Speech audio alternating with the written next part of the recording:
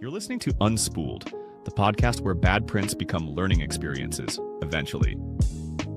Hosted by Corey from Moji 3D, who somehow has owned more printers than most people have owned filament, and Steve from Layer by Layer, who may or may not be running a small filament warehouse from home. Each week, we dive into printing, projects, people, and the occasional rant. So load your build plate, hit print, and let's get unspooled. All right, we should be live. Episode 45. I almost said 44 again. Welcome, Unspooled. This is a 3D printing making podcast with myself, Corey Moji 3D, and Steve Layer by Layer, where each week we talk about 3D printing and making. So this week we have kind of a man behind the scenes. You might hear him here in a bit. Matt, GTR Dad, and then we're going to have a guest on in a little bit to have a Rocky Mountain Rep Festival recoup, whatever it is, recover from what I've been hearing from people. Yeah. So how you doing, Steve? I'm good, man. Like you said, recovering. Still a little bit tired, but had a blast. Helping Polymaker with their booth. Matt also was there, and a couple other community members were there as well. So it was a lot of fun, man. It was a lot of hard work, but seeing people have fun at a 3D printing thing, it's still, I think for most of us, is us working at something, working in or doing something related to 3D printing. We're like, we don't care. You know? Yeah. Kind of like No, you with first robotics and stuff like that. It's like, yeah. Like, I mean, like, I know when we all go to 3D Printopia, like we I think it was the last day we undid our Unspooled table, and then we went over and helped Polymaker undo theirs. And it's like, you kind of, it's not, what's that saying? It's not work. If you, it's not work if you love what you're doing, you know, or whatever. So, yeah, it's one of those things where it's like, if you're working at a 3D printing event, it really could be worse, right? Right, exactly. like 1,000 things that could be worse. But yeah, I saw some cool stuff. I think one of the coolest things I saw, I think was it Unlayered 3D. They had we'll talk about it later, but we had that 5-axis. That was cool. But we can get into that more later. But Matt here? Is Matt here? You guys hear me? Yeah. Can you guys hear Matt? So how was your first Rocky Mountain? It was beautiful when it snowed. Everybody was complaining but me in my shorts and t-shirt. Well, it's not Matt being a desert folk. He doesn't get snow often. So. No. But yeah, I didn't care for it at all.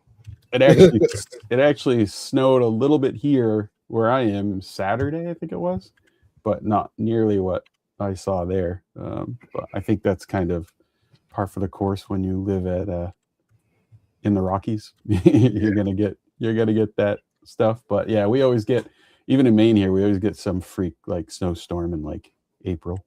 But so let's see. Do you want to? Should we bring? Hold on. So let's get Matt's take on it real quick, because this is Matt's second event. And I mean, you've gone to 2 wraps, and both of them you were working more or less. So, but overall, what is your take on it? Like I like the setup of Rocky Mountain. Yeah, I like the setup of Rocky Mountain. Having the 2 different bays. It made it nice. That was probably the hardest part about 3D Printopia's old setup, was that everything was either in the little basketball court area or you were completely in a different area. The annex. It was packed. I mean, it was insane the amount of people there. It really was. It was nonstop from the time we opened on Saturday until the time they closed on Sunday. But I will say it was really awesome to be able to go and see a bunch of the creators that I talk to all the time and annoy on the internet, and a bunch of us Discord guys hanging out. And it was a blast. It was nonstop laughter the entire trip. Yeah, we had fun. I think one of us did the math. It's like average 10 hours from Friday until Monday of sleep. Yeah. You don't sleep much. I mean, no. Matt, before you guys left, Matt and I were talking about when we were at 3D Printopia. I mean, I don't think we very rarely ever went to bed before like midnight, 1 o'clock. And I made the dumb decision of driving for that one and going back and forth, so it was like even less sleep for me. I was like, no thanks. Nope. But yeah, I tell you, because if you go, you got a lot of people that go to Rocky Mountain that don't go to 3D Printopia, and so and vice versa. Yeah, it's nice that you get to see people, I think, at Rocky Mountain that you probably either don't normally see, or if you see it, it's only every few years at 3D Printopia. But we can get to our guest. All right, you go ahead and bring him on, just because I don't even have my hand on my mouse, and if I do, we'll start bringing him in at the same time, and we know. Oh no! Who let me in? Right. We brought Matt into Matt. We're gonna keep you in, Matt, because you're talking today. Man. Yeah, and it fits the squares. It does. Yeah. So even it out. Breakcore, Justin. You know, the wizard of RMRRF. One of 3. Kind of helps keeps the glue on the seams, you know. Yeah, we keep having to put more glue in. Welcome in, man. Welcome in. Thanks for having me. it's kind of cool. We wanted to get you in and do like a little post. I hate the term post mortem, but you know, I like mean, hey, you're not everything. wrong. Yeah, but a little post mortem of Murph and like how did it all come about? But first of all, tell everybody about yourself. So I'm Justin. Most of you, if you do know me, I'm Breakcore 3D. I'm everywhere. I've been putting about a decade and love the community and didn't realize if you had told me 10 years ago we'd be at our 4th event that I'm part of organizing, no. I would have said you're wrong, but you know. But yeah, out here in Colorado, I live short distance from the venue, so that makes it easy. I know everyone's jealous, you know. Sleep in my own bed every night. But the first year was difficult because I was used to staying in hotels for events and coming home to my own bed. I did not sleep well that first year. So, yeah, I bet. Yeah. Of course, I couldn't do this event without my 2 co-organizers, Mike and Zach. Mike's on his way to another show that has nothing to do with 3D printing. Oh, I was going to say, geez. Zach is back at work. Yeah, I know. Mike likes to pack him in. I see. He's crazy, I'll tell you. Like literally likes to pack them in. Yeah. No, he everything got shipped out for the vendors yesterday and the day before, and he took off this. He started driving this morning to where he's going. Cool. So it started 4 years ago. Was it always at that same venue or was it somewhere else? Nope. That's been our venue all 4 years. Okay. That was the last venue that we looked at. Thanks to my wife, because it didn't come to mind. It's right here, and it didn't come to mind. And she's like, "What about this place?" And it turned out to be very much adequate. There's things we'd like to see better, but Well, I remember you saying that they were like doing some construction or some expansion last year. Yep. For like in the near future or relatively near future. So is that still like on the books for them, or because it seems like there's a lot of stuff going on in that area? Anything big. This the whole property is owned by Larimer County out here, the area we're in the county, but it takes time to get everything approved, get bids, designs, yada yada. But a couple of years ago they started the master plan, and the idea is to make it a bigger, more, I don't know, multi-function friendly event space. They've got rodeo arenas for each building, and obviously the building we're in, they've got the blue arena, sports arena next door, and it's just going to get bigger because if any of you that were there looked out the east doors, those double doors that you didn't come in, or triple doors, it's pretty much just dirt. Well, that'll be cleaned up by next year, and they're doing their event lawn. But it's gonna take some time. We're hoping sooner than later because we've outgrown our venue already, and I never expected that. Well, Nathan or Melissa or whoever's in Cookie Cad's chat, it'll be a few years, but yes, more space. More space than that. I mean, that didn't seem like it was too snug. Did you have to turn like some vendors away, or? No. Well, yes, we had to. Well, yeah, we sell out pretty quick. Oh, okay. So what were the official? So I heard 4,000 on day 1 and 1,500 day 2. I don't have an accurate number for day 2 because normally we have people up front doing clicks for anyone wearing a general attendance lanyard coming back through. Well, someone didn't do their job. So I don't know. Based on what we had, I would put the estimate somewhere between 1,500 and 2K on Sunday. It felt like this, Sunday felt like the Saturday we had year 1, but year 1 we only had half the building. So it just depends. It felt pretty like Saturday was insane. Saturday was nuts. The line was, again, the longest line we've ever had. Every year it gets longer. I'm like, great. Yeah, Saturday was crazy. We just kept coming in. Yeah, we were busy that whole from like within like 5 minutes of it opening to like Yep. and then it's like with Follymaker because they have the games. At that time only 2 games prior to that. They like people were like running to play the wall game because they're like, I played it last year and I want to do it again. I want to do it again this year and beat my score. And it's like legacy people coming in, so that like they're coming in and they're seeing some of the vendors that they saw before, and they're like, oh, I bought your filament last year, and all kinds of cool stuff. So you get that kind of built-in retention with guests. Like that's how you're doing something right. Where families are coming back every year and looking forward to it and stuff like that. To address Dom Geek Toy Boxes thing, no, we can't. We can't because if people show up Saturday and we scan their ticket, there's not a separate Sunday ticket. Then you get the people who just don't get a ticket, and so we do clicks on the clicker. Between if one of our volunteers ends their scanning shift with the click, we record that, reset the clicker. Because if we just go off the scans, it's like 3,300. But we don't require tickets because they're free. If we were charging for them, different story, obviously. But I don't know who that is.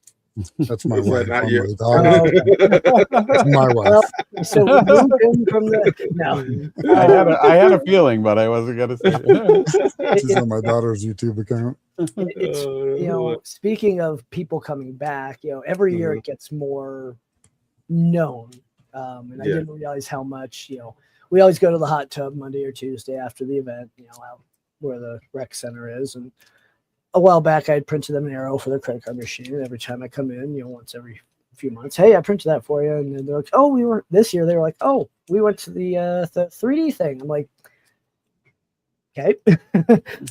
Hard to know what to say to that because it's like people know about it. And that's nuts for me. Yeah. So who was there new this year that you were looking forward to seeing or got a chance to see? Let me pull our Joel Telling. We don't, and Dom, we do not have that issue because we are insured for everything we need to be insured for. So didn't they have that? Did Joel do his quiz thing this time too? Did he do that? This time and last time, yep. Yeah. So go ahead.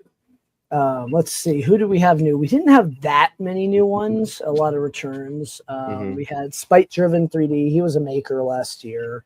Okay. So he upgraded to, ended up in a silver sponsorship. Magpie Printer right there in the hallway. Very popular space. Everyone hates that space. I'm like, that's the best space. Space. Unfortunately, next year those 2 spots are going to now be seating because people are sitting everywhere. Okay. Gotta adjust, right? Yeah. We had Bill Eskildson, Creative Works. Yeah. He was a maker last year as well. So he's grown. Yeah. So he got to be offered one. Yeah, I saw him at Rescue. 3DP Rescue, which they were a maker. They were at IRF or 3D Printopia, whatever we want to call it. And great guys. They actually helped me out because I printed this huge comb for my barber as a prank, and I didn't have time to put it together and hand it to the guys. And Norm and Mike were nice enough to get that put together for me. So nice. Let's see, Black Magic Adhesives. I unfortunately did not get a chance to talk to him. Every time I'd get near him, I'd get pulled away or whatnot. Longmont Makerspace, Amelin, Fresh Print Studios. If you go on TikTok, he's got a couple Elegoo Failstorm Gigas. Sorry, that's what I call them. He had some giant prints. Those that Mario and Luigi were humongous, dude. Those were meant to be up front, but we never got them moved up front. He had a cool dog house too. I was like, oh, that's cool. I was like, I might have to 3D print a cat house for my cat. Exactly. Let's see, Push Plastic. Finally, they're at Arkansas, and funny enough, I was buying a crap ton of film from them back in 2020 during COVID, Make for COVID, all that. And so I wasn't, but the Make for COVID company was. So it was kind of cool to catch up with them. We had Gerari 3D with his amazing 3D printed drawer Yeah. system, which I've got a massive drawer system of his back there. Nice. Hat Club, they're back. They were back. I love that group. They're just a bunch of minds that are going to change the world. You know. Mm-hmm. Let's see. Famous Right Check. Sunlu was new. They did not expect. They didn't know what they were getting into. Yeah, they should have bought some filament with them. Yeah. They did not know what Yeah. to do.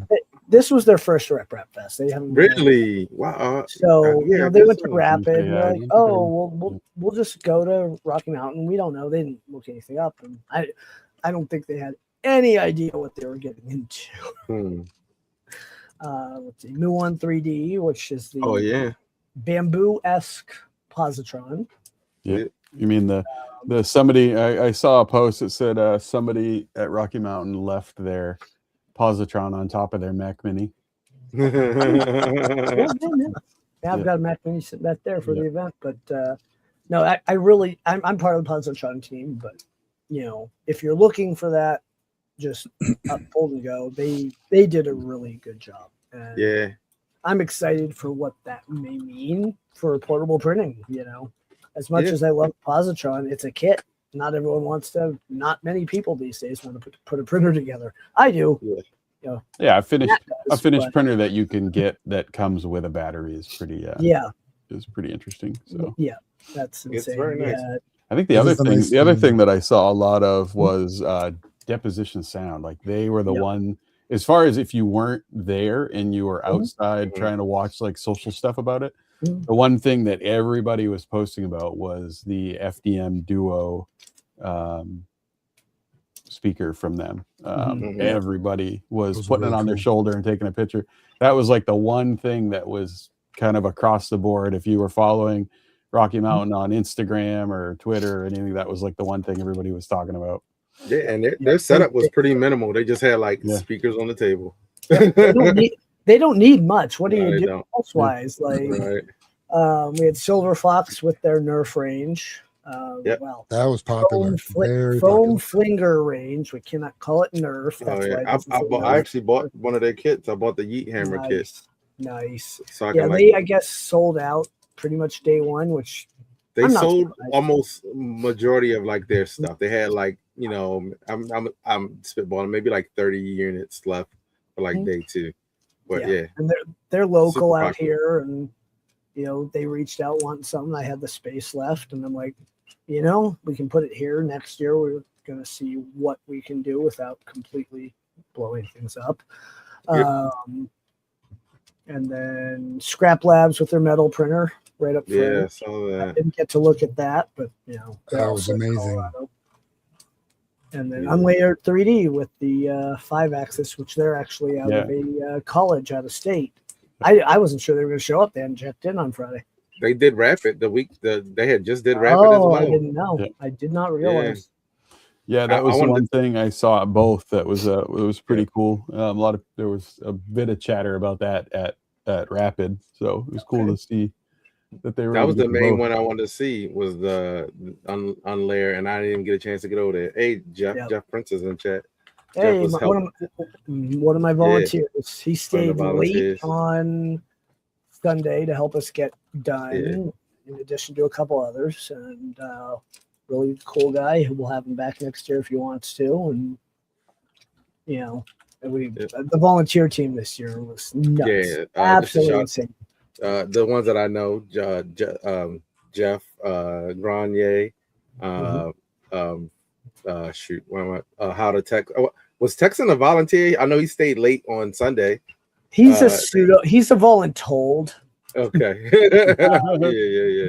He comes in early. He drops his stuff off, and we put him to work. And then he does the event, and then he helps us clear out, which nice. You know, very much appreciated considering, you know, and he drives all the way from Texas, 17 hours. So yeah.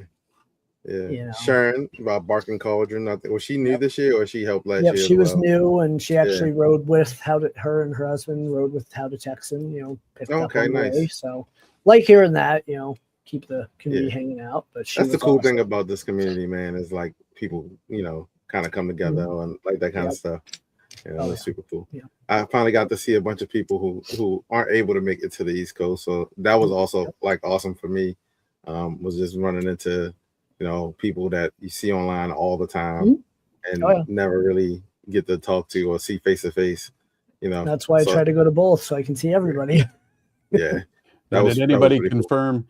Did anybody confirm with Jim from Edutech? Did he actually get to sit in the co-pilot seat, or was that AI? I don't know if anybody saw that. So I don't know.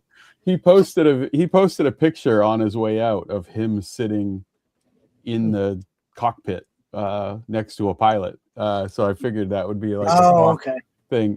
But everybody was like, "Did he really get to sit in the cockpit, or was it AI?" But no, I don't think anybody ever found out. But interesting. If anybody knows him, ask him, because I want to know if it was real. And Ash, I'm assuming you're talking about the venue. We really didn't change much. It's pretty much the same layout as last year. It's hard to refresh it when you're in that venue. We talked about rotating aisles, and we lose a bunch of space out of it, and just trying to make it more functional in the long run. And little issues like Bot Rumble, because they were in the North Hall last year. That was a nightmare.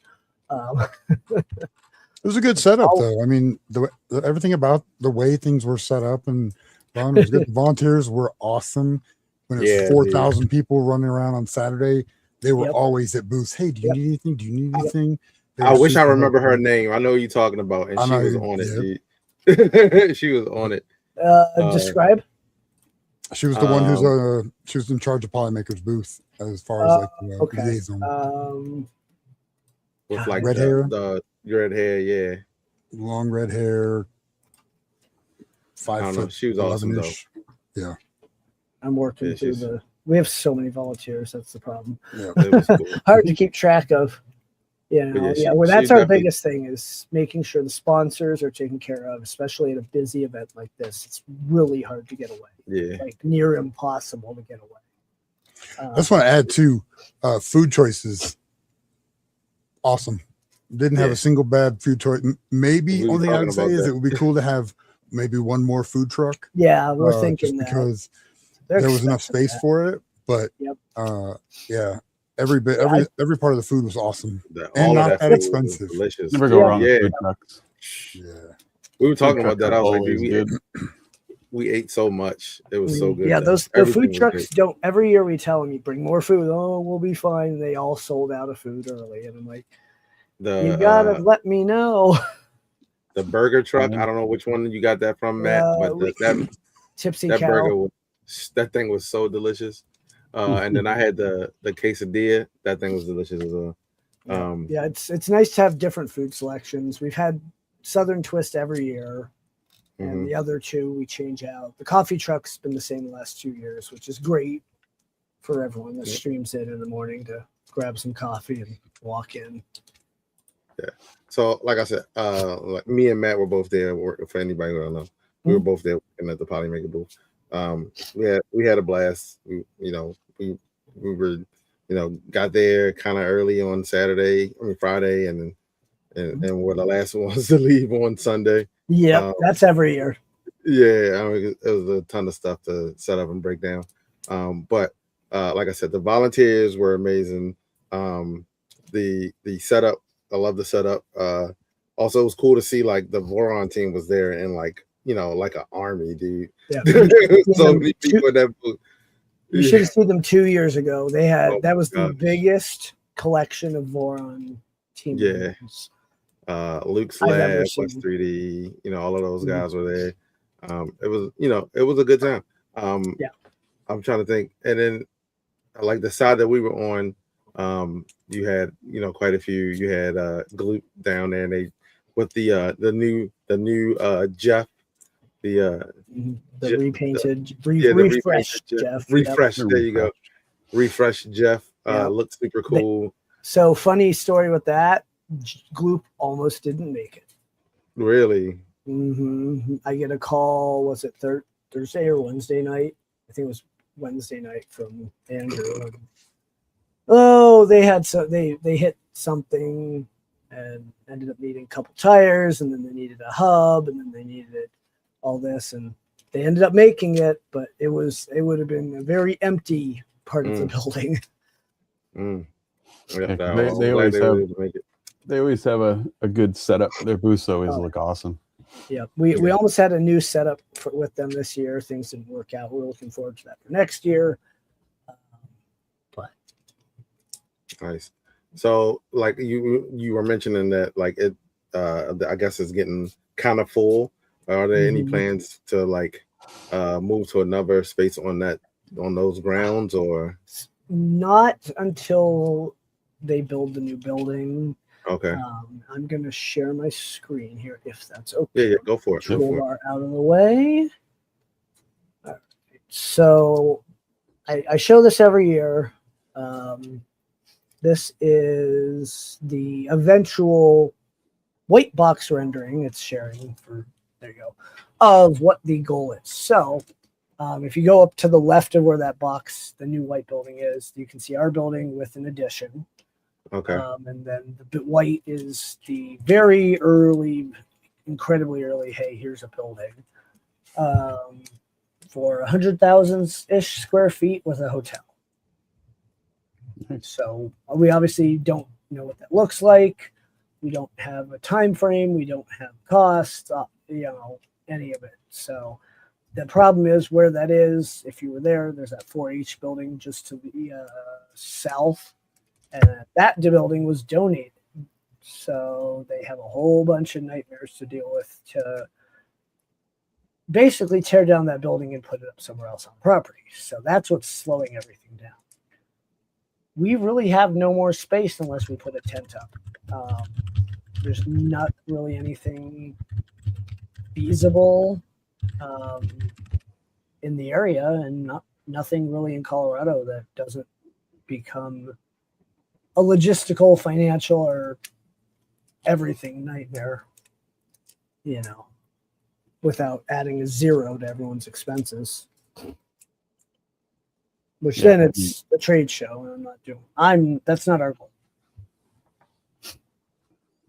Yeah, unless you want to move it to a different location, or are there other venues? Well, you said you looked at other venues. Are there other venues in the area that are bigger that would be comparable? There's another venue that's bigger, but the amenities are worse. Bad internet, the air conditioning's worse, the parking's worse, the location for amenities, hotels and food and all that is worse. We've talked about it, and it brings in that problem of, yes, we'd have more space, but we'd have more problems. Anything else, as you go to Denver, it just gets expensive. We looked at a few in Denver, and most of them require, like Aramark, the big vending company. One of them wanted Aramark to be involved in every single sale. I'm like, I'm not doing that to our vendors. So there's one in the Springs, but it's 40,000 square feet. I'm not going to move to the Springs for 2,000 square feet. And same issue as the other venue, bad, no parking, yada, yada, yada. We're kind of stuck, which I love and I hate. And I understand what the Earth 3D Printopia guys have been going through these last few years. Yeah. But they also have been charging for tickets, which helps them knock their numbers down. That's, again, not our goal. We don't want to. I don't think people would have a problem with it, though. I think you probably still have the same amount of turnout. Because you built that retention in now, so. So a couple things with that. One, we're not in it for the money. When we sat down, 4.5 years ago, for see what our goals were. It's not about the money. And then to actually use the Rip Rap Fest name, it's very highly pushed that you don't charge for admission. 3D Printopia Earth got, from what I understand, was able to because of the location being a college. I would love to. I would love to charge. I'd love to charge $5-10 a ticket, and we'd have a hell of an after party. But that's Oh, the after Not- party wasn't a slouch. No, That's funny because all the other years, no one sponsored really anything. We had one sponsor last year pay for the food trucks to actually physically be there, but not the food. This year was the first year we had anything further than that sponsored. And that's a huge thanks to the team over at Zellerfeld, Cornelius, and Franz for their incredibly insane support, even though they weren't able to make it. They were supposed to. But it made it a lot more fun, and I look forward to growing that with them next year. Yeah. Maybe better and better. You know, I'm jealous every year of 3D Printopia's offsite after party, but you know, honestly, though, even if you charge the $5-10 and didn't put it towards an after party and just put it towards the venue, like there are little things that could have been done. Well, it's all ultimately, the better off the venue is, the more people that are going to show up, which means the more visual you're going to get for 3D printing. The problem is any bigger venue that we go to, $10 a ticket isn't going to do it. It's going to be $150 a ticket, because you go to Denver, Colorado Convention Center, things like that. Because realistically, anything big enough, you know, even if we go to 60, 70,000 square feet, there's zeros involved. And, you know, and then unions. And I'm going to leave that one alone. Just to be, you know, rational. So now we're probably going to end up staying where we are till the new building's built. There's some options, maybe a tent depending on weather and time of year. Maybe there's another building, but it's a bit, you can't really put anyone in it. There's not much power, and it's, you know, that 4-H building, but trying to, as we know from 3D Printopia, trying to get people to go to an auxiliary anything can be a challenge. I haven't. That's so true, because I haven't made it to the auxiliary in 2 years that they've had it. I've never made it over there. I've gone out there, but it feels like it for me. It feels like a 10-minute walk. Yeah, but yeah. I mean, it's out of place, but you know, it's not too bad. I think last year was better. The way that they had it set up, it was easier to get there, and the signage was good. So I think as long as the signage is good and you kind of split it up enough to where there's things that people want to go see, then you'd be fine. Part. But we already have the issue that our main hall, where everyone enters in, everyone sees as the premium hall, and then the South Hall seen as the small hall. That's why you actually have more vendors in the South Hall, because everyone wants to be north. Doesn't matter when the place is packed beyond belief. But you know, one of the complaints I got from people in the RMRRF, and I'm sure you know the team knows, is people weren't happy because there's really no one coming to visit out there. You know. Yeah. For 3D Printopia. Oh, okay.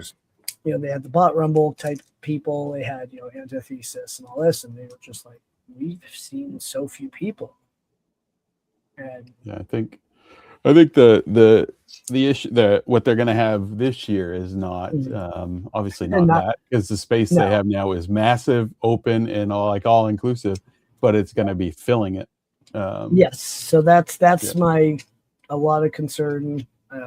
Keep some of the stuff I know to myself on that, but it's going to be interesting. You know, they've quintupled their space. I was trying to find the word, but they've, you know, I don't go to big trade shows. The same hours, more people, more stuff.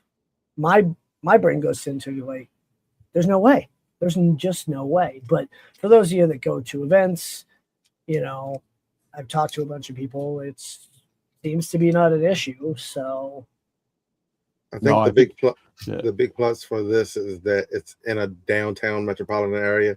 So, you know, they throw a couple commercials on to the TV for like, hey, you know, come down to the 3D printing convention, whereas you didn't really have that. Like I said, when I didn't find out about 3D Printopia out in Bel Air until 2022, and it had been going on since 2018 or whatever, or however. So having it somewhere where it's going to be, you know, closer to people, closer to mass transit and stuff like that, closer to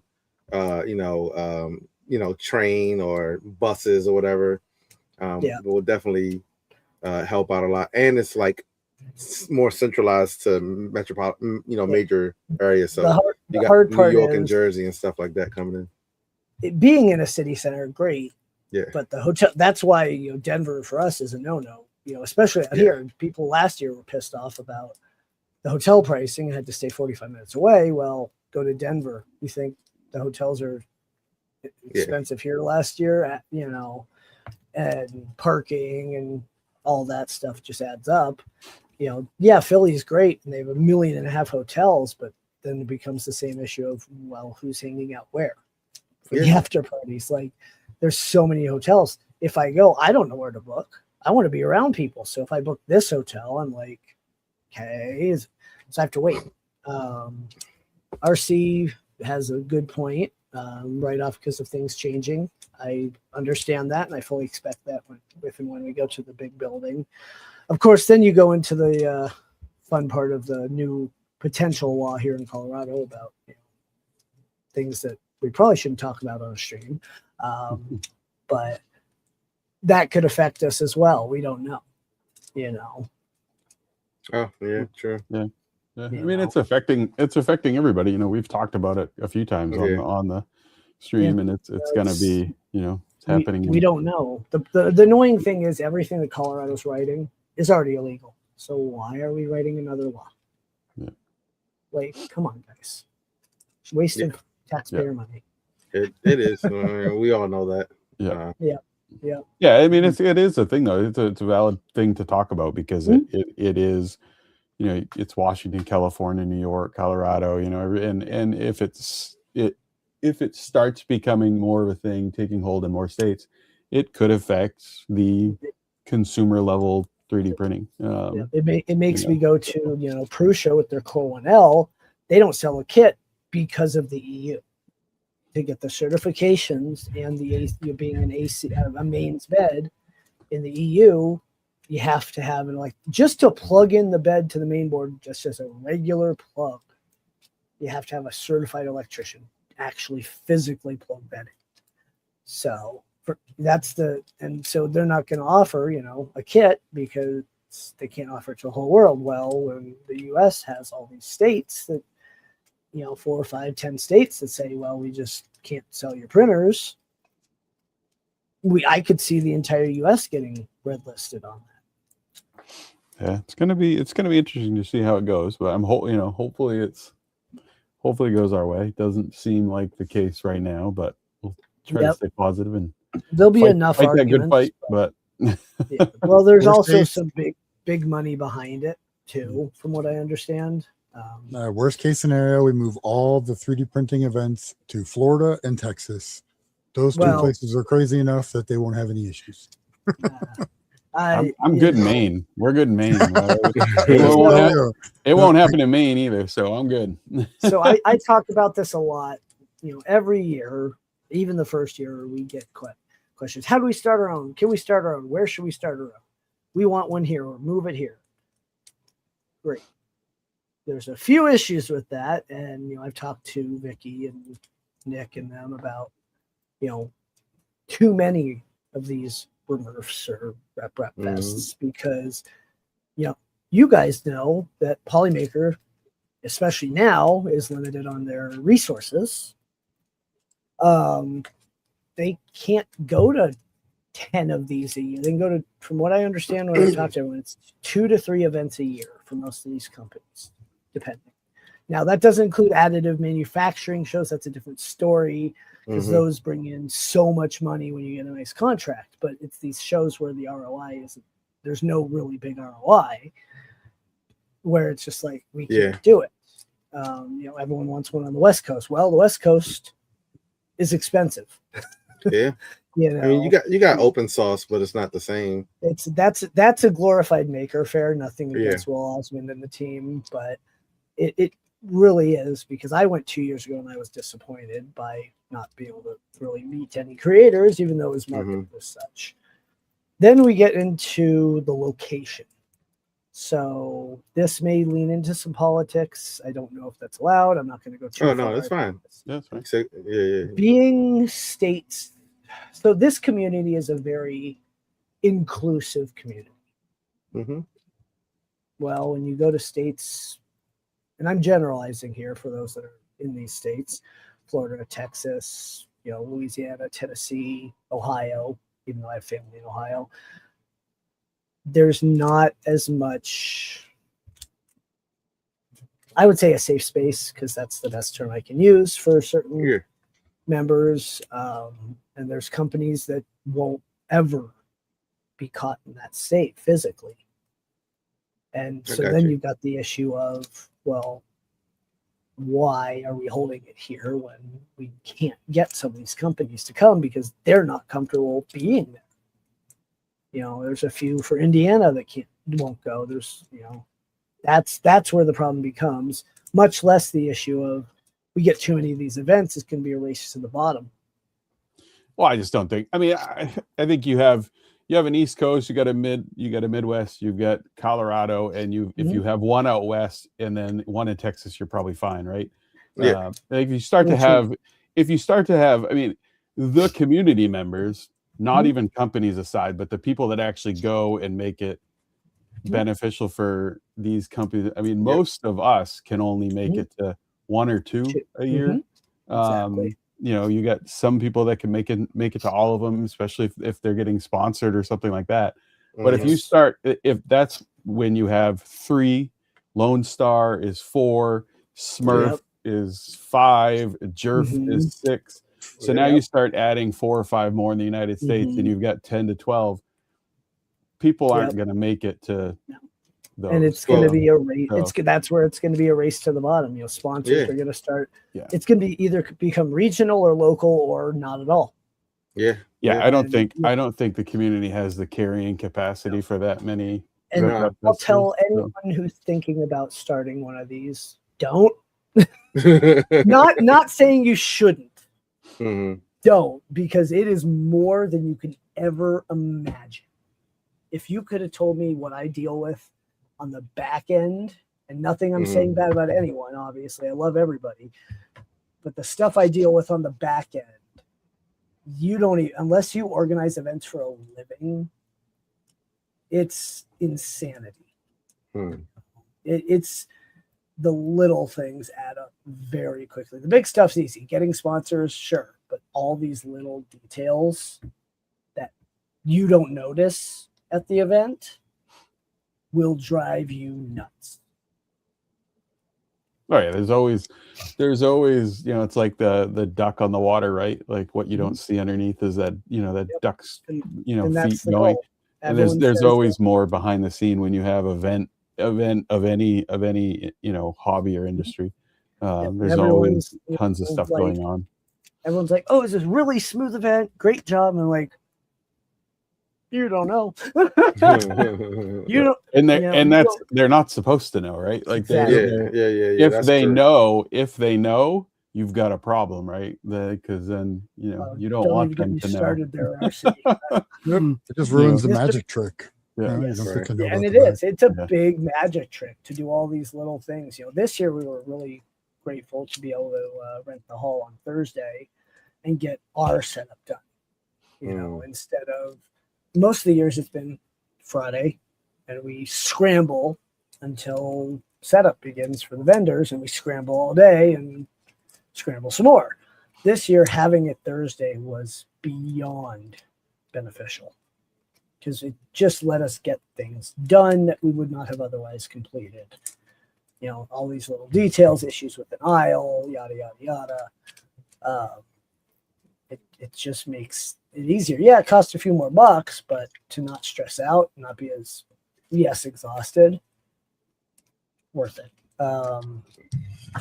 RC's comment, don't even, he's going to get me started. So I love our makers.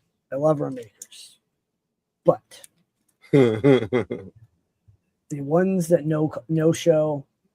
Yeah, that's always kind of, I like the 3D Printopia. They're doing like a $50 deposit, and then you get it back after the fact. You get it back So that's pretty cool. But I do like this.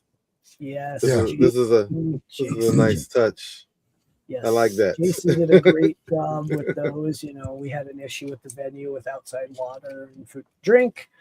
So I reached out to our good buddy Jason, everyone's favorite community support man, does everything for the community. Little LDO action right there. We needed a solution, and so he sent me a few water bottles to prototype, and I said, all right, here's them, and ordered a few hundred water bottles. Insulated. They're good water bottles. Like, they're pretty good, dude. Using this. It's great marketing for LDO. But the maker tables, so every year we have no shows. This year was the least, but we still had people every year. I have to send an email out Friday night. Are you coming? And some respond, some don't. Well, the problem now is if you're not going to even let us know you're not coming, I get things happen. Well, it's Wednesday. I still haven't heard from you. You're not going to be able to exhibit next year. But the problem is it's a $25 table, right? There's not that much pain, and a lot of people don't see it as hurting the event. It's, I just can't make it. This hurts me.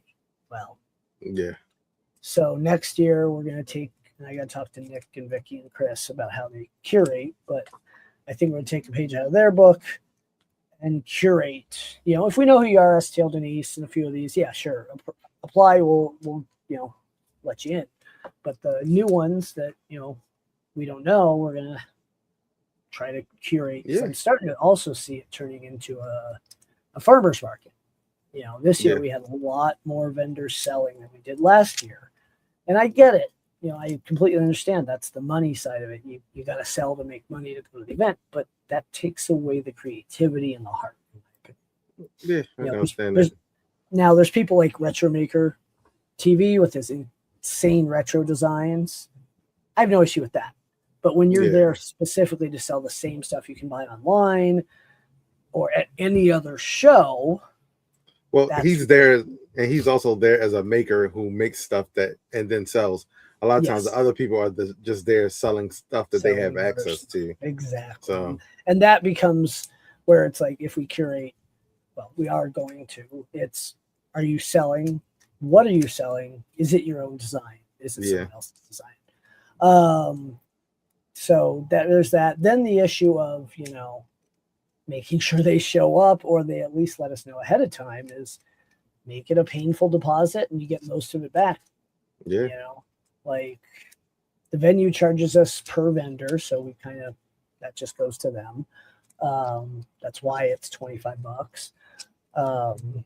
And so it's going to be a higher number for everyone, because you exhibit for one day, you get most of it, but the 25 back. You exhibit for just one day, which we've had issues with. Again, get things come up, you have an emergency, no big deal, but it's a 2-day event. If you're going to sign up for a table, you better be ready to exhibit for 2 days. I mean, as a vendor, and you see that 4,000 people came through. If you're selling something, that you've made and it's awesome, let's say, Silver Fox, Industries, then you're gonna, it's gonna be worth it for you to actually show up. Yes. Regardless of what your deposit is. Yeah. The hard part is, especially with the current economy, we had the lowest wait list, and Saturday morning comes, it's really impossible to call someone on the wait list and be like, I've got a table for you, come on over. Yeah. They're not ready. So we gotta, I want to figure out if we can have like a backup plan for that. Some makers that are local that just throw a bunch of stuff in their car. Hey, we always have no shows. So throw some stuff in your car and we'll see if we can fit you in. Yeah. And I think, even with deposits, you're going to have, if you have an event with enough people, you're going to have people not show up or even call on the way, I got a flat tire, I'm not going to be, or car broke down, truck broke down, you're going to. He had one where his basement flooded. I get that. Thank you. Or nowadays, missed my flight and can't reschedule, like that. Yep. That's a thing now, so. But the no communication part is where we are. Yeah. Oh, yeah, that sucks. You have if you don't communicate, you sign up with an email. You know, a lot of these places sign up with their boss's email or the friend's email or something. It's like, I send out information. Well, you don't get that info. I can't. That's the info I have. Yeah. You know, and we had a bunch of that too. It's like, oh, when to set up your email. You know, but Yeah. it's okay. It's nothing major. It's just little, you know, you grow into these things. You know, 3D Printopia, the last few years has been, you know, they've got what, 20 makers? You know, something like that. I think they had 2 no-shows this year. Yeah, that's 10%. Well, ours is 10% usually as well, but we have 70, 75 makers. You know, and 8-foot tables look empty when they're next to each other. Yeah, they did. Yeah. You know. Yeah, nothing kills the vibe at an event more than empty tables. Well, that, and then people sit down there to eat and hang out, and I'm like, well, this doesn't look right. Yeah. You know, and At least fold them up and take them away. yeah, but then it becomes, you know, we have power drops, so tripping hazards, and it just it rigmaroles. As much as I hate to have an answer for everything, because I do, my wife hates that. You know, just let adjoining booths absorb it. We could have. I think at 3D Printopia last year, I don't think an empty table would have lasted long before it got sucked up by whoever was next to it wanting more space. And we tried to do that, but you know, if it's the end of the line and you have 2 tables next to you, they're not ready to pick up 24 feet of space. Yeah. You didn't bring a tablecloth or enough models to put on a table that size. Or the right size tablecloth. Yeah. And hopefully every year, I don't know how it works with the other RepRap festivals, but I would hope that all of the lead organizers of each of the RepRap festivals would get together and talk about this stuff. It seems like it would make more help when it comes to the other RepRap festivals. Well, I mean, they're individial entities, so and they're all so different. Yeah, they are. And that's the thing, you know. Early on, I was always like, let's compare them to each other. You can't. You just can't. 3D Printopia, even in their previous thing, is a different show than our show, than Murph, you know. Yeah, absolutely. And you can exchange ideas and stuff, but then it becomes the thing of, then they're all the same. Yeah. And we don't want that. No one wants them to be the same. It's like Rapid and Formnets. Yeah, they're different events, but they're the same event. Yeah. You know. Yeah. What would be the point? If it was exact carbon copies, what would be the point in going to 3D Printopia and filling? What would be for Steve to come all the freaking way out here when he lives, I don't know, however far from the former 3D Printopia location? Yeah. Yeah. Or this, there's a couple that come out every year to both. Wayne, I can't remember the wife's name, but he said every Murph, I don't know if he goes to Murph, but he's been at every Rocky Mountain and every 3D Printopia I've gone to. And every year they live in Maryland, they come all the way out. There's this, I don't know, I wish I would learn their names. There's a husband and a wife and 2 kids, 2 boys, and they were at Murph, they were at 3D Printopia, and they were at Rocky Mountain. So I'm assuming they probably were at those prior to. Dude, it was crazy. And it's crazy to see that movement, to all the passion for all these shows. Literally, probably their 3 family vacations every year. Well, what was funny was at Murph, you know, the kid would come by my table, and like that's when I first had the makeable chips and stuff. So you know, the event ends. You know, we go to 3D Printopia, and the kid comes walking up to the table with this like grin on his face, like, "Yeah, I'm back." And so I'm like, you know, and I'm giving him crap now because I know him. So then, you know, we're standing at the wall, me and Hadron standing at the wall at Murph, you know, and who do I see but this kid come up? And I was like, and like, I'm giving him crap. You know, he's, you know, probably like 11, 12 years old. And Hadron was like, man, why are you talking to that kid like that? I was like, I know this kid. You know, I've seen him at all of the different, you know, festivals, you know, and like, it's kind of like, it's like that, you know, where there's just certain people you just see all the time at these things. And even from the, like, and they're not even a vendor, or they're not even a, you know, a company, you know, there's like it's a mother, her son, and her sister. And I saw them at 3D Printopia the year before last, then at Murph last year, and then back at 3D Printopia. So like they're looking for me, at this Yep. point, and I'm like, holy crap, and like just giving me That's the updates and stuff insanity. like that. It's the passion to travel for this, Yeah, and the fact that people travel. People ask me, well, is it just local? No, it's international. We get people like Sinai. She's paid for, but she comes from Australia, 22 hours of travel. I wouldn't do that. Yeah. No, it's a long way, and I mean, you got people from here that go to Smurf. You get Jerf, Bond Tech coming from, all the way from the other side of the world, first time in Colorado, and absolutely not knowing what to expect. Yeah. And like, they were just like snow over the moon. That was my fault. The snow was my fault. So 2 weeks before I asked Mother Nature not to have it snow, it was supposed to be 60. I washed my car last Wednesday. Yeah. And that's why it snowed. We were like standing at the airport. I'm coming from like 80 to 90 degrees in Baltimore to like we're standing under the garage, and I'm like, I just saw a snowflake. And then and then you look out and you just see snow just blowing through. I'm like, holy crap. And then it's gone. It snowed for an hour or two, and it's gone less than an hour later. Welcome to Colorado. That was our third snowstorm in the area this year. Like, we have had no snow. Really? Oh my God. We haven't had nothing like major snowstorm. There's nothing in the mountains. It's going to be a hell of a dry summer. It didn't stick, but you couldn't see a darn thing, but it didn't stick. But it just snowed hard and then disappeared. Yep. That's welcome to Colorado. You don't like the weather? Wait 5 minutes. Seriously. I mean, it was hot on Sunday. It was 90 2 months ago. Like, I don't know what the hell. But anyway, enough about the weather. But yeah.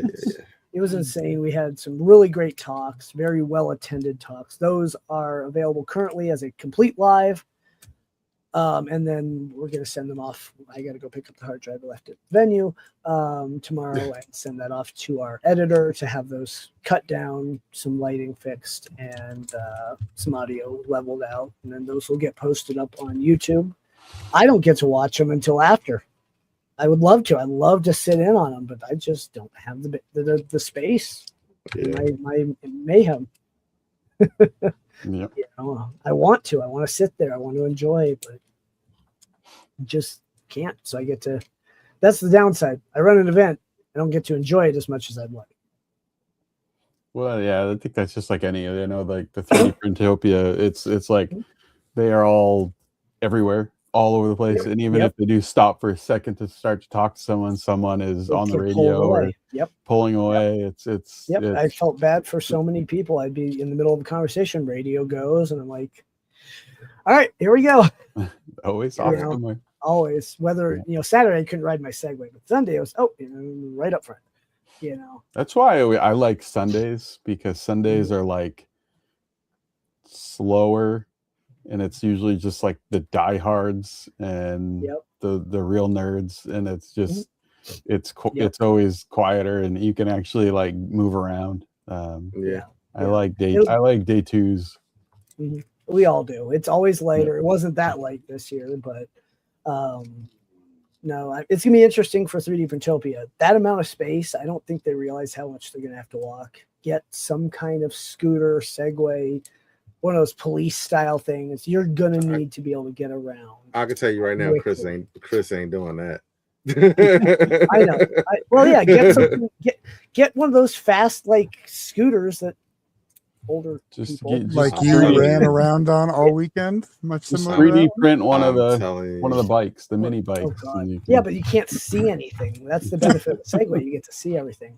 RC had a good comment about a lot better Highland talk space. Yeah, the talk space last year was called the Maker Lounge, which most people thought was private because lounge. So changed it to stage, put up some new signage, and it worked a lot better. So we did a lot of searching for that. I even tried some AI, and anything that I liked was too close to 3D Printopia's build platform, and the nozzle stage. And I'm just like, let's just keep it simple, and a huge shout out to Joel Telling for the web app.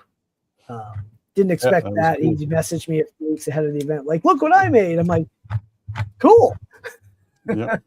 to be a able lot to of people were talking about that. That was, I mean, I think we're talking like Deposition Sound. You can always find them, right? You just follow the music, but and I think when you have big events like 3D Printopia is going to have an interesting thing. Is just the sheer size of it. It's going to be interesting finding. They've got to people. have an interactive map.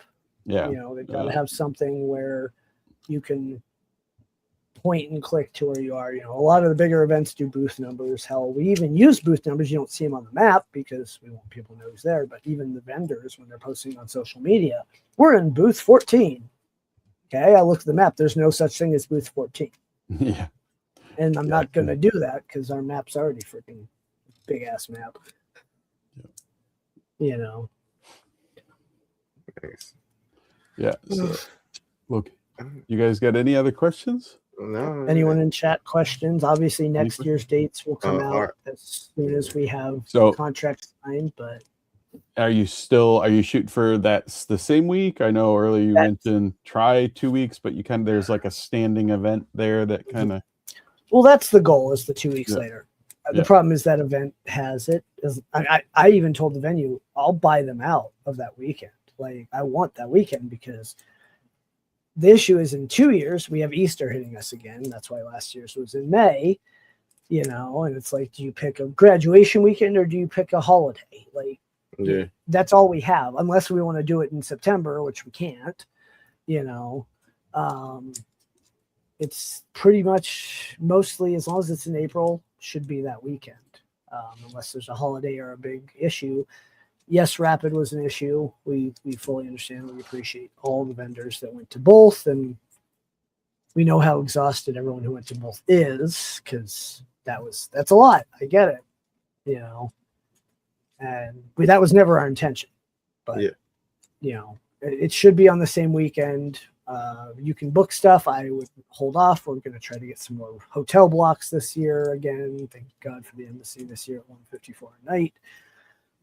Finally, but yeah, that's the goal. We'll officially announce probably closer to September-ish, as we normally do, and then continue down the line. The craziness repeats.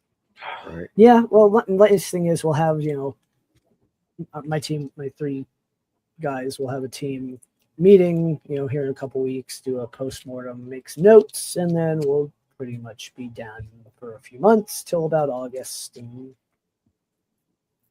goes pretty silent, and then back into it. So it's a lot of work for no money, and everyone asks me if it's worth it. Hell to the yes. Nice. We're not in it for the money. We'll be transparent. Me, Mike, and Zach make $600, not including what we sell personally or anything. That's the max we make.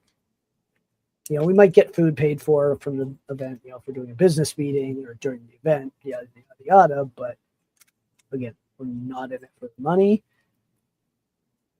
Even though we should be. Everyone tells me to monetize, and I'm like, no, that's not our goal. Well, that's good. I mean, if it's a good event and everybody likes it, you guys don't mind throwing, spending all the time doing it, and both sides are good with it, then fine. But like I said, I do think that at any point, if you guys ever did decide to, and there were tickets, I don't think anybody would have a problem with it. Again, the other issue with tickets is the venue wants a cut of every ticket, and then you got to track it all. And it's just, it's more complexity. And the way I see it is, you go to a free event, you have no expectations, none. You don't know what to expect. But you go to a paid event, you go to a baseball game, a football game, you expect your team to win. Well, same, in my opinion. Yeah, I just think I guess it depends on where you're traveling to. Like if you're traveling a distance to go to Rep with free, or going to 3D Printopia where you paid a ticket, either way, you're going to have an expectation that the event is quality and done well, whether you paid a $10 ticket or you didn't. But like I said, if whatever is the event's feel, then that's what it should be, right? Like if it's not meant to be paid tickets, and it is what it is, and it's good, which it is. I mean, people are always wanting to go, and it's a good event. It's been a good event for 4 years. Why change it, right? If it works, keep it the way it is. The event's paid for by sponsors. Yeah. Without them, we don't have the money to do this. The first year was nerve-wracking because we had to find the money for the deposit out of our own pockets. We got paid back, obviously, but we had to hit a certain number of sponsors to pay before we knew we'd even break even. Yeah. And the venue just gets more expensive, more little bills here, bills there. I got the invoice today. I'm like, well, I wasn't expecting to pay for that. But at the end of the day, you run a good show. It's a lot of fun. People really enjoy it. Oh yeah, it's a blast. I look forward to next year's. Yeah, next year's year 5, 5th anniversary. So I need to reach out to a bunch of companies and see how we can make next year special. Yeah. I don't know what that looks like. Besides a better after party, I want to make it more special. You're still working, Clown Hammer? How are you still working? You should be asleep. Clown Hammer and his wife, super helpful. He spent a lot of time in our speaking area managing the streams and everything. So, and a special shout out to C Catlet and Mad Cat for managing the live stream chats during my thing. That's usually helpful because if they came out, I would never ask them to do it while they're here, but unfortunately it's not in the cards for them the last few years. But we appreciate everything and the team behind us and my wife. My wife, without her, you wouldn't see the things, the little details. She thinks of more than I can think of. And I've got the ADHD. Nice. Yep. Well, cool. Well, thanks. You guys got any more questions? Anyone in chat got a question? Any more questions from chat? If not, we will let Justin go but we do appreciate you joining us. Like I said, I'm hoping that maybe I'll be able to get out next year. But Steve and Matt, you guys were there. So do you guys have anything else? Any final things to say or questions or anything? No, like I said, for us it was slightly different because we're there in a working capacity. This is probably like my 5th or 6th rap festival in general.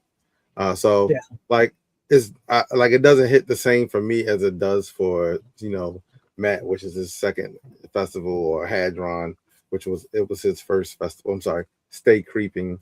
It was his first festival. So like you kind of like getting to see, even though he didn't get to go around like you would if you were there as just a guest. It still was cool to see it like kind of like through his eyes and see him enjoy it, even though he was working, most of the time. So I think these festivals are the perfect, it's a rendezvous for like all of the people in the community to come together and see each other. Reunion. Yeah, it's a multi-time a year reunion, and and I'm assuming, Corey, you're going to be at 3D Printopia, hopefully. Yeah, it's hopefully all 3 of us will be, and I think Matt was there last year, and hopefully he'll be out again this year. But Steve and I should be there, but Steve might be at Murph too. I don't know. Probably more than likely, like 90% chance. At Murph sweating? What? I will not be. I will not be at Murph. I'm fully prepared. The only reason I don't go to Murph is the heat. I went in 22, going. and I went. 22 was my first ever rep. 23, I could not stay cool. I had to go sit in the car for half the show to stay cool. I had to run fans. It just wasn't pleasant, and I'm like, I can't do this. Yeah, that sounds absolutely miserable. It's different, but it's so much fun. Even Jim was saying the same thing. He's like, it's just something about it. It's a party. It's great. I love it. But when you get heat exhaustion sitting in a bar drinking a soda, like that's it. That's the end of it. I think it doesn't matter what day they have it. Those are going to be the 2 hottest days in that town. Right. Yeah. Oh yeah. No, the food, you get cheap food out there, and except for the 2.5 hour drive from the next airport. Yeah. I've done that drive. I got lost the first year. Yep. Yeah. Well, we're looking forward to next year. We still have some stuff to iron out for this year, but hopefully next year's better and better. Onward and upward. Cool. Appreciate you coming Appreciate out. you coming by, Steve, man. Coming out. And you still mind blew me when I saw you sitting over there. I saw you. I'm I saw you. I'm like, what the hell? I only ever saw you at Printopia, and then he's there. I'm like, Yeah, dude, that was hilarious. that for me is one of the big rewards. I can tell, dude. You were like, what? Like you're over here? Like, yeah, dude, that was hilarious. Yep. I mean, That's one of my big rewards, is seeing people who normally don't make it get brought out by a company. That's one of my big. That's one of my big asks of the sponsors, is bringing people that could not otherwise come out. Nice. Yeah, it's a good way for people to get there. They wouldn't be able to, wouldn't be able to make one. Like, especially if you could never make it to any of them, because I think once you've been to a bunch of them, they continue to be fun, but there's always that first one, whether it's the first one at each one that you go to, that's kind of like that kid eyes type of thing, where you're just never gonna. The first time is always the best time, but that was me in 22 at my first Murph. I didn't even imagine even then. I thought it was going to be Murph and Earth, and now it's Jerf and Smurf, and and I don't even know what they call. It's just Lone Star, right? Yeah. So that's not even. That's more of a like rapid type style thing. Yeah, you have the same thing, but it's a full on expo. Jerf, I love that there's one in Japan. I understand why there's no photos because of the way their culture is, but I want to see some photos. Yeah, they posted a few things last year, but it was usually just on the table and of the machines. And that's their culture, is you don't take pictures if you don't ask, and you don't post them if you don't ask, and so we get a bit less visibility on that. I don't like it. It's getting bigger and better. I'm just glad they made the jacket. Yeah, they actually made the jacket, and you can buy it. That's $165, but that's not bad. That's not bad for a jacket. No, but if I had the money, I'd go to Jerf. I can fly to Tokyo Narita directly from Colorado. Oh yeah, that's crazy. One nonstop flight, but then I have to go to Japan and have the money. It's a very long flight for me. It's just an extra few hours. Right? Literally on the other end of the world. Like it's if I'm going to go over there, I'm going to go to Hong Kong. I'm going to go to Australia. I'm going to make a couple weeks out of it. Yeah. So hey, well, we appreciate you coming on. Yeah, Thanks man. For appreciate you coming on. And special thanks to Bondtech for the the hat. One of 10 beanie. And a special thanks to Jason. He surprised me with this. I did not expect it. Jason outdoing Jason. But nice. Cool. Yeah. Very cool. That's cool. So I did not expect that, as usual, Jason being Jason. Yeah. So that's cool. Yeah. Well, anyways, man, I appreciate it. We hope you have a good rest of your, what is today? Wednesday. Holy moly. Wednesday night. Middle of the sleep. And we will see you on the internets between now and whatever next event any of us see you at. Yeah, hopefully 3D Printopia, as long as things work out. Yeah, we will hopefully all be there. So that's the idea. Great. Well, we appreciate it, Justin. Again, thanks for having me. I appreciate it. No problem. Have a good night. You too. You guys have fun, and see you on the next one. All right. See you, man. So, and that was Jason. Oh, that was Jason. I mean, why is it Jason? Yeah, it's because we were talking about LDO, Jason. Fault. Justin. I'm bad about names. The internet knows this. It's because anybody who knows about Jason. They all know. I got you. I'm terrible with names. Man, like I was telling people, and Jason and James and anything with a J. Well, no, So there's a funny thing. There's this thing in the Unspooled Discord with GTR Dad and no, it's in the real world now. Okay? Did you do it actually? So if everybody is aware of Frank and Traxman. They're two different people, and Matt constantly calls Frank Trax and Trax Frank. So it's hilarious. So and it's even more funny that I just did that now. But I am historically terrible with names. Like I will meet someone and I'll meet them 5 years later and I'll remember your face, or it could be 5 days or 5 years. I'll remember your face, but I won't remember your name. I am terrible with names. But no, that, I mean, obviously didn't forget Justin's name. That's just, we were talking about Jason, Jays, Justin. Not me, dude. Once I get that name, it's locked to that face, and I can see you like me. 20 years later. I'm like, you're that person. No, I will remember your name. I remember your face for the rest of my life. Nope. You could even beard it out, and I'm still gonna recognize you. Mm-hmm. But unless you're like someone that I say your name day in and day out, I'm not gonna remember it. I think a couple times like Hadron was like, how do you know these people? Like I'm like, dude, seen them online, seen them at other festivals or whatever, and automatically lock the name to the face, and that's where it stays. No, I'll remember, like I'll remember a lot of times like the business name, or I'll remember like even the screen name, but the actual real name. Oh, like if I know their real name, then I'll remember it. If not, it's usually the screen name, like, oh, that's this person or that person or this person. I was like, oh, look, there's so and so.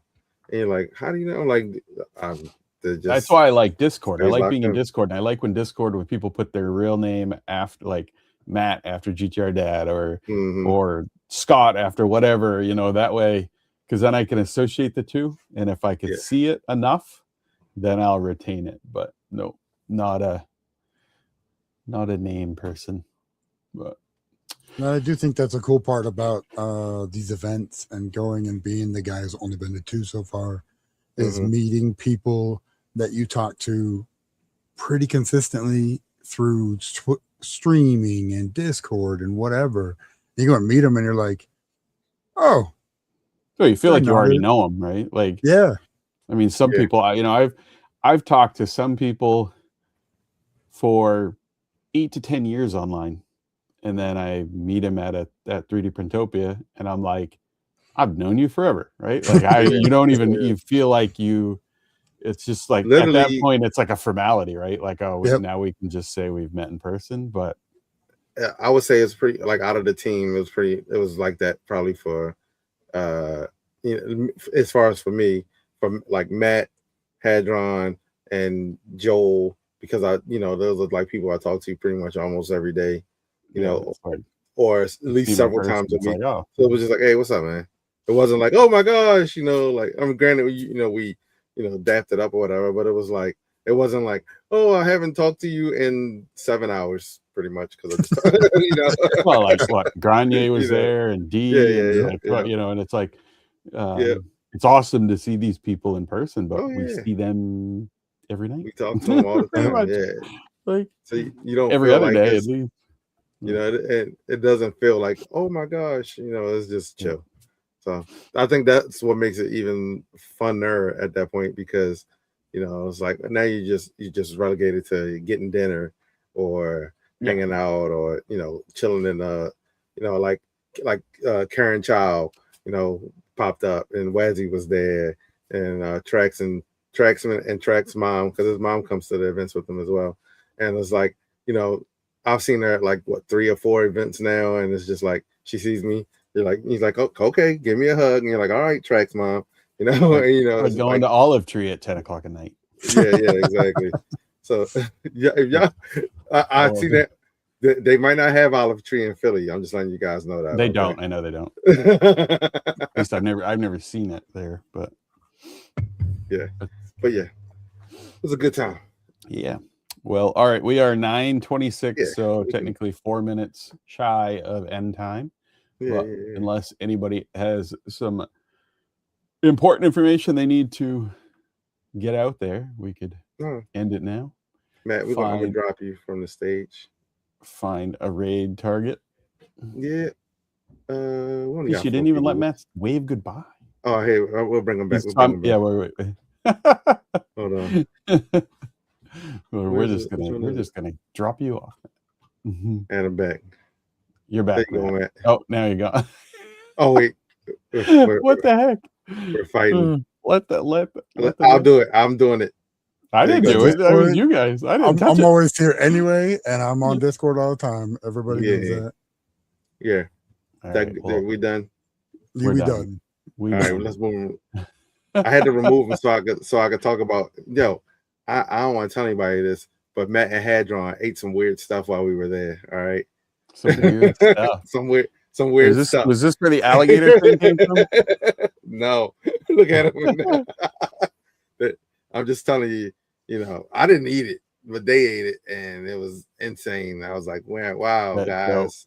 Yeah, well, that's another one. So Pete, I met reprinted Pete early. I have gone back and forth, especially on Twitter and in DMs with Pete for like a long time. I don't even know how many. It's been a few years now, but we have never had the pleasure of meeting in person.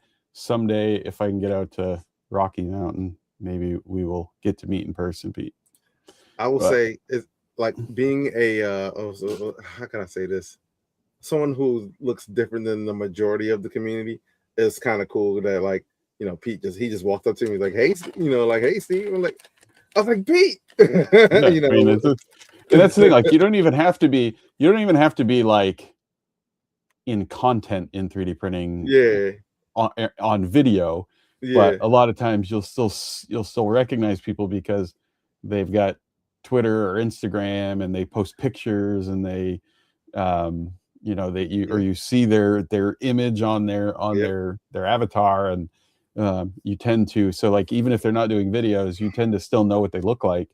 I saw the glow and aggros. I was like, there's a woman walking to me with like that glow of recognition. I was like, that's aggro.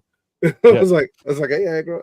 Well, and it's funny too. Like I've met a few people, and I'm like, that's not what I was picturing in my head of what you would look like. Not good or bad, just like I've met tons of people at 3D Printopia, and I'm like, I've talked to you online for like 6 years, and in my head, I pictured you as this, and you're not that. Like you're something completely different. So it's funny how you will picture someone in your head that you've been talking to online for years. But so, all right. Have you found a raid target?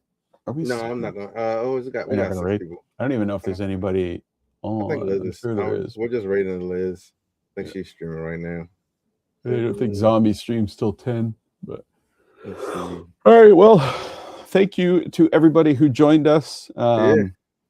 Thanks again to Justin for being a guest. Thank Matt for coming on to stream instead of just being the guy behind the curtain. And we will see you guys next week for number 46. We're almost at number 52. Yeah, we're getting ready technically be the 1 year. Yeah, we're trying to get ready for a 1 year anniversary. So see you guys next week. Thank y'all for hanging out. Thanks. And see ya. Later, guys.